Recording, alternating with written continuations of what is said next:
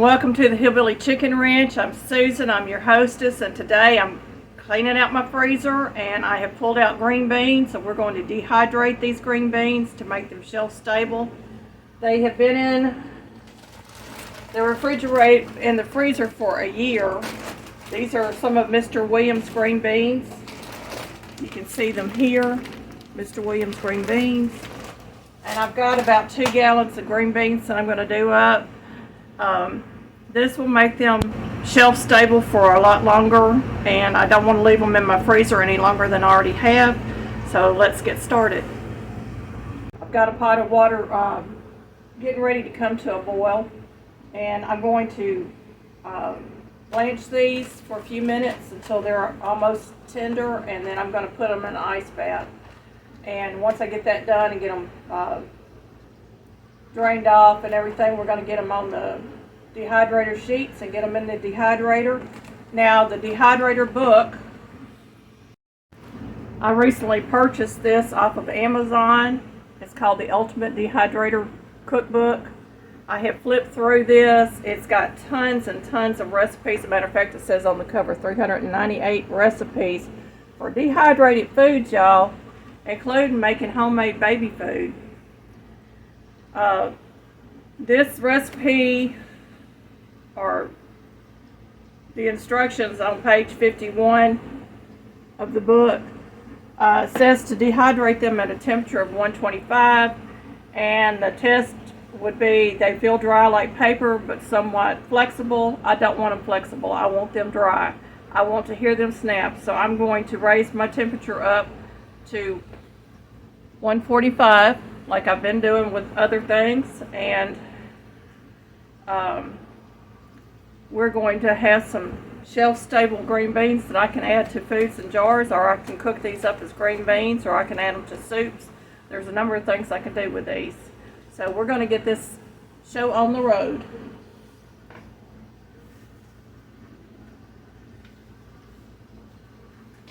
I'm going to start with my smaller bags. This is some of the green beans that we grew last year. I don't know if you can see that, but there are some purple green beans and some regular green beans in there. There were several different varieties that we tried out.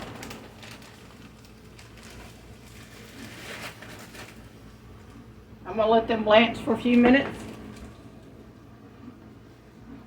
And what you'll notice is the purple, the ones that have the purple hull will turn green. They'll be a beautiful green. My aunt used to grow the purple hull green beans that was trellising, or pole bean, what they called a pole bean, but I have no idea what variety or brand they were. And she was down in Mississippi, and I'll probably have to go down there locally to where she lived to find these green beans. I'm hoping to find them, because they were absolutely the best tasting green beans I have ever ate. Hopefully you can see this. They've almost all turned green. I still got one or two of them in there that are working on that green color. I'm going to wait for that. They have been on here for about 4 minutes so far. They are fork tender at this point. I'm going to let it go for just another minute to try to get those last green beans to color up. And I'm going to be putting them in a bread pan and then putting them in my ice bath. Let me get a pot holder. I'll set the pot holder underneath them. That burner's not on, so I can do that. I would not recommend doing it though when you are actually cooking on the stove. Don't leave the pot holder on the stove unless you want a fire. Okay, I'm going to go ahead and start dipping these up.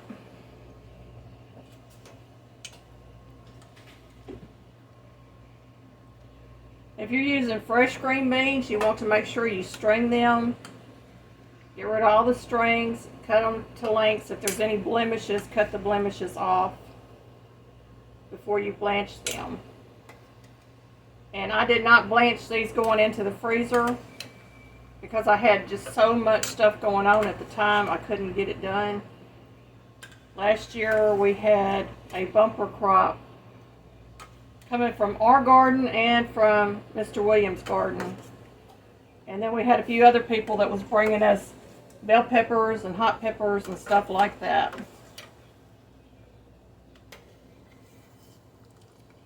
And I also throw in the shellies, which is the beans that come out of the shells. We call them shellies. We like to see that in our green beans. It just means that they're homegrown.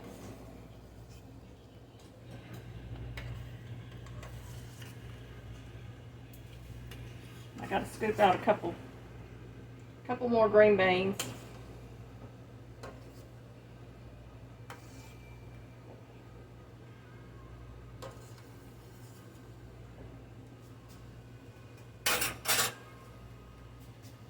That's what they look like right now, and I'm going to dump them into my ice bath. The ice bath just stops the cooking process. We're going to go on to Mr. Williams' green beans. This one has a little bit of frost on it. We're going to get them in there for another 5 minutes.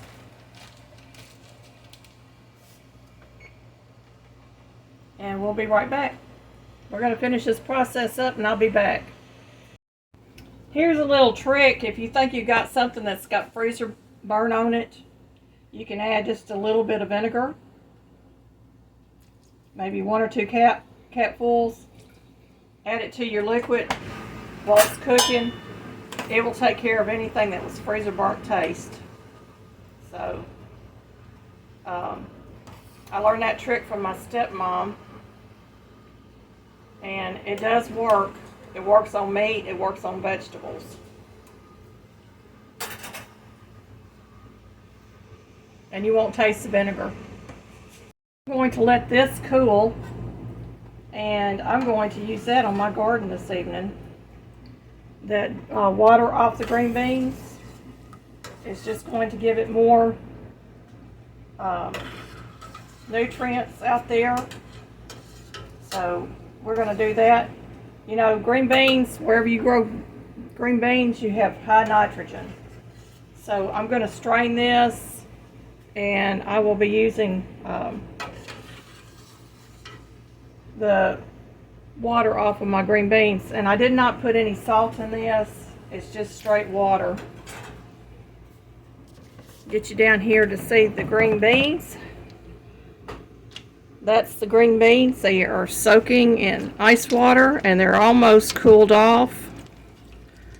And I'm going to dip some off and get them on my dehydrator trays.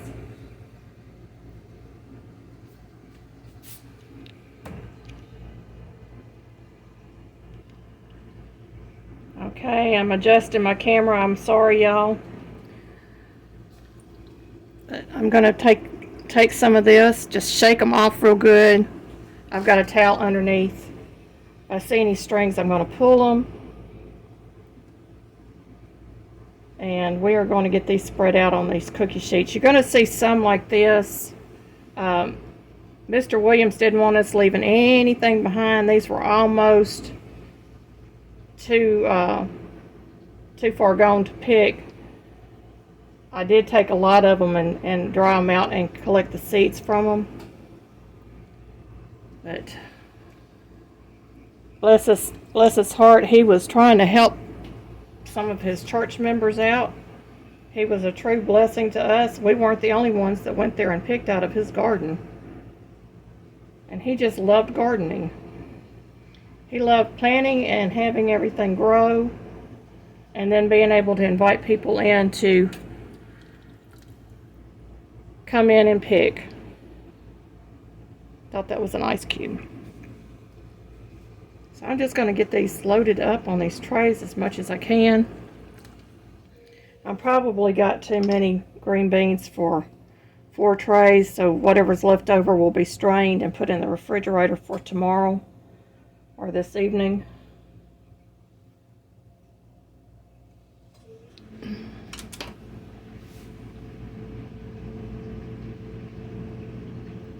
Trying to get maybe just one layer and try not to double up too much on them.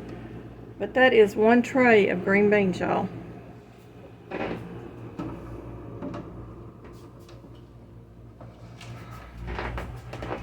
Gonna work on this next tray.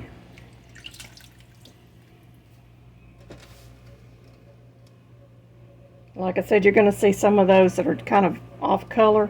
They're still edible. We have them canned in canning jars, and they turned out just fine. So I'm not concerned a bit about the discoloration of them.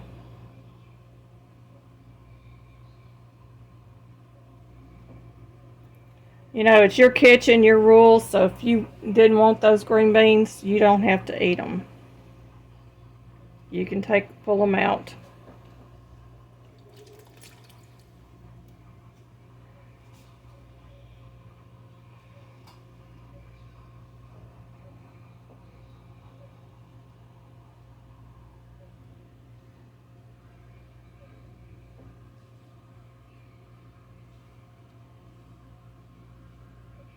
And that's my second tray.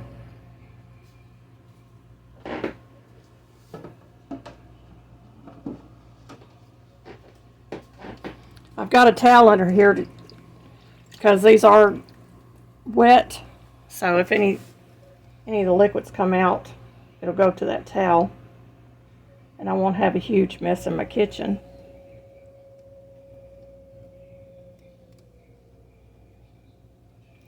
Now that water, I could have taken that water and just can it up and use it as a base for vegetable soup. That would be a good way to not waste it if you don't have a garden, because all kinds of vitamins and nutrients is in that.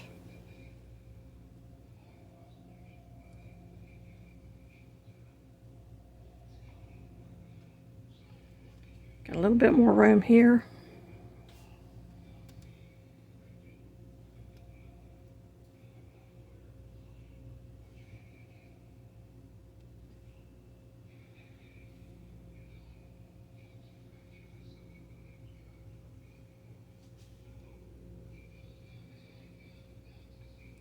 Okay, that's tray number 3.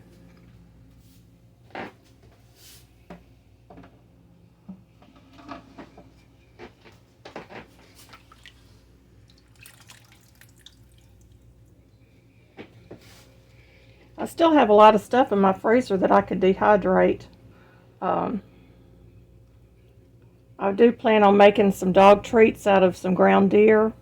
That'll be a future video. I probably still have some okra that could be dehydrated and made into a powder, or sliced up and dehydrated that way.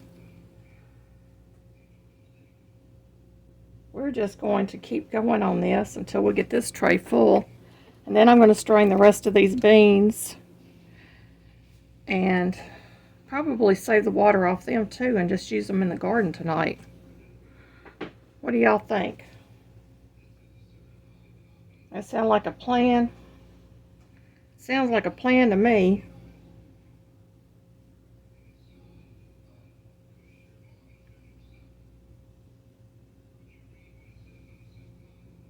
Okay, that's my 4th tray, y'all. We're gonna get these green beans done up.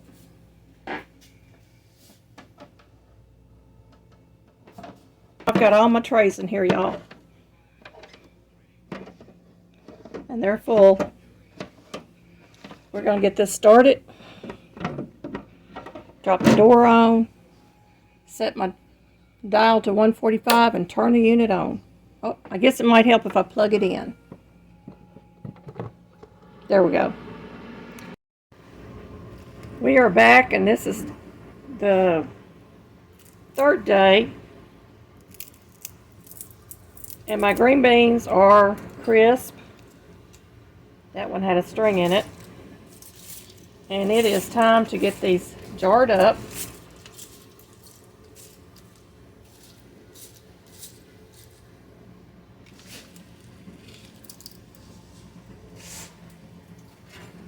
I got 8 trays out of that. 2 gallons of fresh green beans. And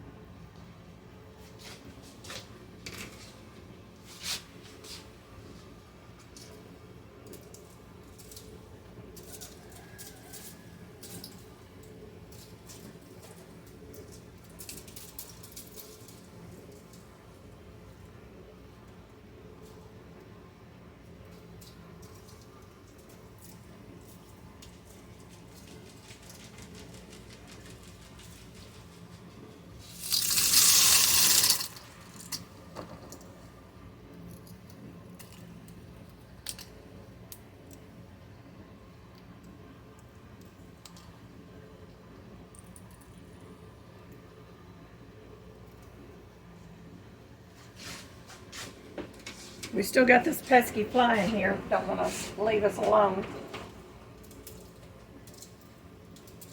Might get 3 quarts.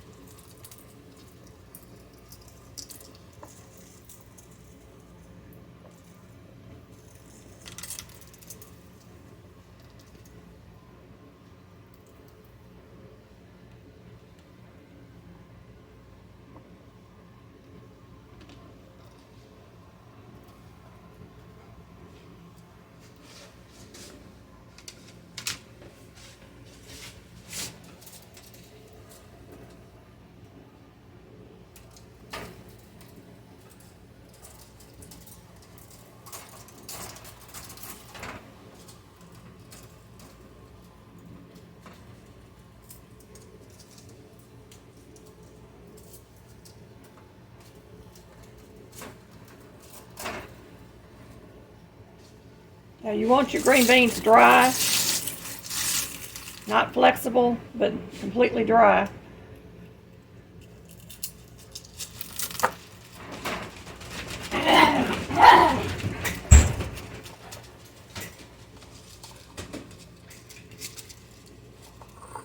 And I have filled this jar completely to the top. We're going to get our lids on these and we're going to get them sealed. Okay, I've got 1 jar that's already sealed. And I'm going to get these other 2 jars sealed. You want to wipe your rims down with some white vinegar.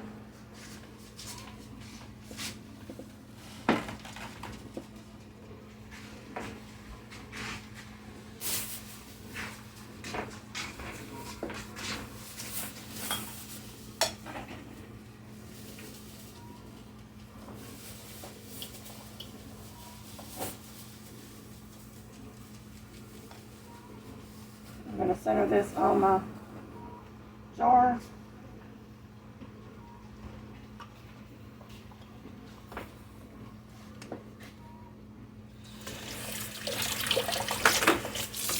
My husband's in here running water, y'all.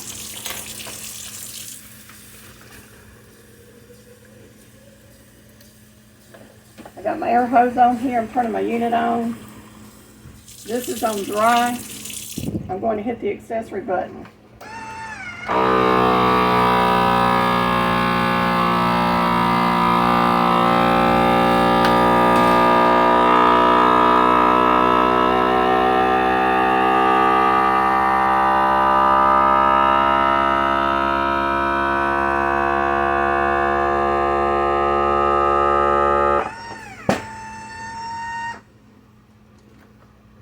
my hose and my attachment,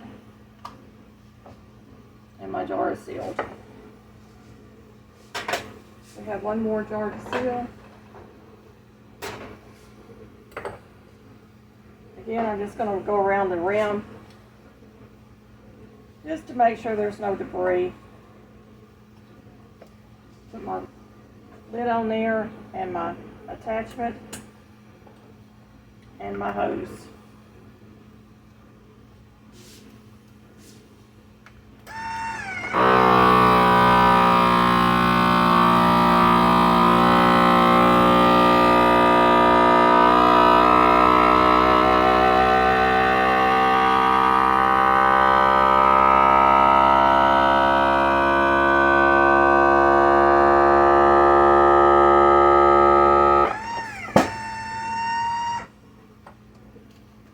Take the hose off,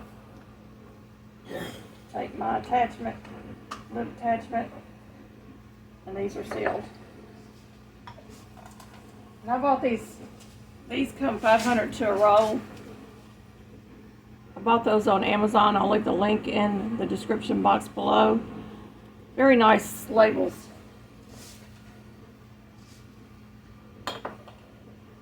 And I just put the month and the year on my label with what's in the jar. And we have turned 2 gallons of green beans into 3 quarts of dried green beans. So I think that's pretty good.